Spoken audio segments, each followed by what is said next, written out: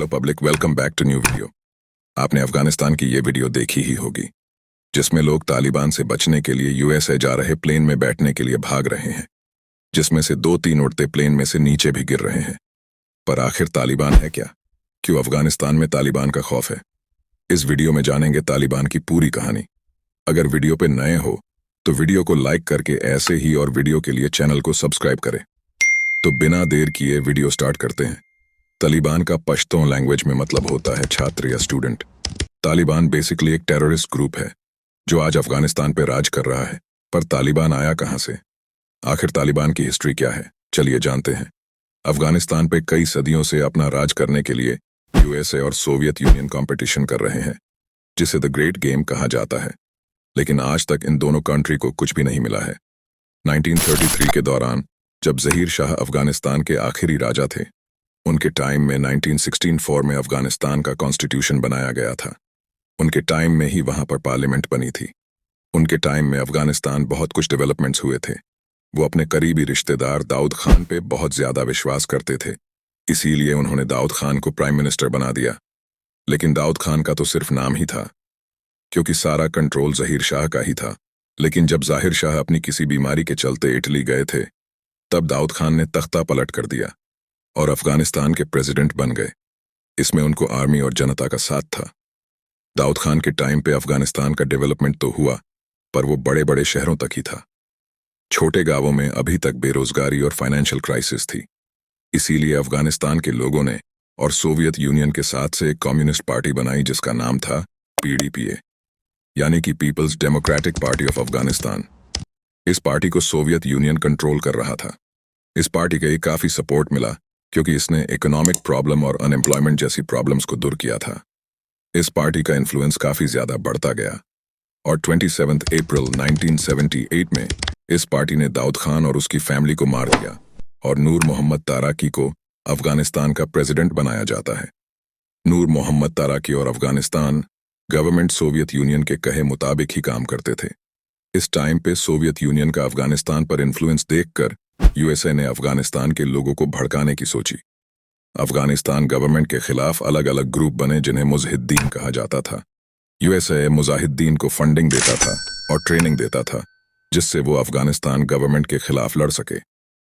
USA ने पाकिस्तान को भी अच्छी खासी फंडिंग दी थी मुजाहिदीन को ट्रेन करने के लिए। यूएस ने मुजाहिदीन को पावरफुल बनाने के लिए अहमद खर्द, अब्दुल आजम और ओसामा बिन लादेन जैसे टेररिस्ट लीडर्स का भी सपोर्ट लिया था, जिसकी वजह से यूएस को आगे जाके भुगतना पड़ा था।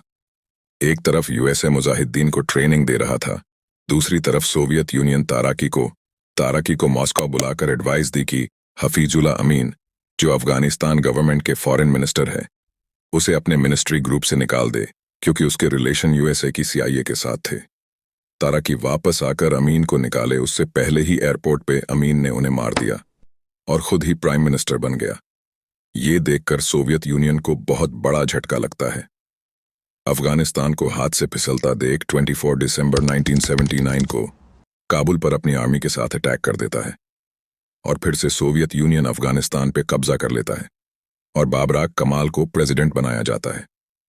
यूएस को अगर अफगानिस्तान के ऊपर इन्फ्लुएंस बनाना है तो उसे सोवियत यूनियन को हटाना पड़ेगा। लेकिन डायरेक्ट सोवियत यूनियन को वहां से हटाने से यूएसए और सोवियत यूनियन के बीच वॉर हो सकती थी। इसीलिए यूएसए ने इनडायरेक्टली दूसरी इस्लामिक कंट्री और मुजाहिदीन को सोवियत यूनियन के खिलाफ खड़ा किया। यूएसए ने मुजाहिदीन को एडवांस टेक्नोलॉजी वाले वेपन्स सप्लाई किए, जिससे मुजाहिदीन सोवियत यूनियन के फाइटर प्लेन्स को भी मार गिराते। यह सिलसिला 10 साल तक चला और 10 साल के बाद सोवियत यूनियन ने अपनी आर्मी को वापस बुला लिया, क्योंकि उस टाइम पे सोवियत यूनियन में खुद सिविल वॉर हो रही थी। जब सोवियत यूनियन अफगानिस्तान छोड़कर चला गया, तब सबके सामने ये सवाल था कि अफगानिस्तान की सत्ता किसे मिलेगी। जो मुजाहिदीन थे वो अलग अलग ग्रुप थे और उनमें से कुछ सत्ता के लालची भी थे। इन मुजाहिदीन ग्रुप में एक विंग था तालिबान। इस तालिबान को अफगानिस्तान की सत्ता सौंपी जाती है और मुल्ला मोहम्मद ओमार को तालिबान का लीडर बनाया जाता है। ओमार अफगानिस्तान में नए रूल्स जारी कर देता है, जिसमें टीवी शोज, म्यूजिक, एंटरटेनमेंट को बैन किया जाता है। जो चोरी करता उस इंसान की सजा ये थी कि उसके दोनों हाथ काट दिए जाते। मर्दों को दाढ़ी रखनी पड़ती थी, औरतें बिना नकाब के बाहर नहीं निकल सकती थीं।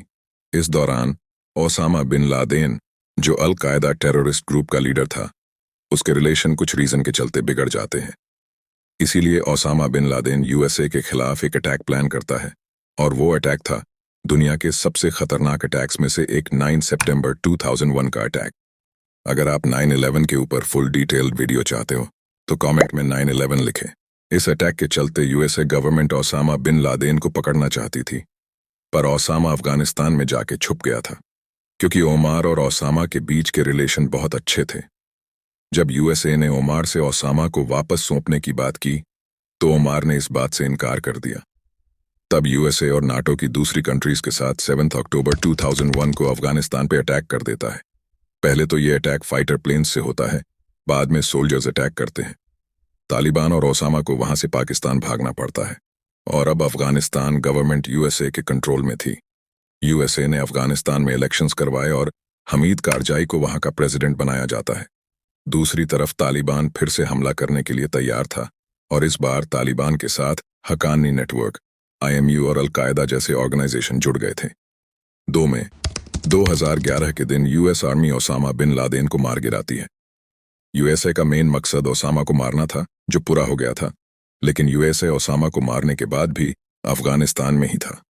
तालिबान ने जब वापस हमला किया तो उस पर कंट्रोल पाना यूएसए और नाटो कंट्रीज को बहुत मुश्किल लगा। इसलिए यूएसए ने तालिबान के साथ समझौता करने का सोचा, और फिर जाके 2020 में तालिबान के साथ समझौता हुआ, जिसे आज दोहा एग्रीमेंट कहते हैं। इसके बाद अगस्त 2021 को यूएसए अपनी आर्मी को पूरी तरह से वापस बुला लेता है, और 7 सितंबर 2021 को तालिबान पूरी तरह से अफगानिस्तान पर अपना कब्जा जमा लेता है। शुरुआत में तालिबान अफगानिस्तान की जनता से वादा करता है कि वो लोगों को मारेंगे नहीं और उनको उनके सभी अधिकार देंगे और शांति से देश का डेवलपमेंट करेंगे, लेकिन वो ऐसा कुछ भी नहीं करते और अपने अजीबोगरीब रूल्स ला देते हैं। इन रूल्स में विमेंस के राइट्स को छीन लिया जाता है। लड़कियों के सेकेंडरी एजुकेशन और यूनिवर्सिटी एजुकेशन को बंद कर दिया। वहां पर अगर किसी औरत को बाहर निकालना है तो वो बिना नकाब के नहीं निकल सकती। वहां के पार्क में लड़का और लड़की साथ नहीं घूम सकते।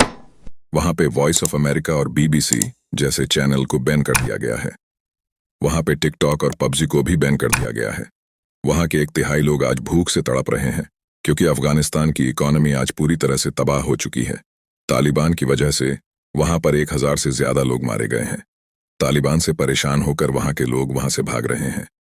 आपको को क्या लगता है कि वहां के लोग इस सिचुएशन में कैसे सरवाइव करेंगे? कमेंट करें, और वीडियो को लाइक करके ऐसे ही वीडियोस के लिए चैनल को सब्सक्राइब करें। मिलते हैं अगले वीडियो में, तब तक बाय बाय।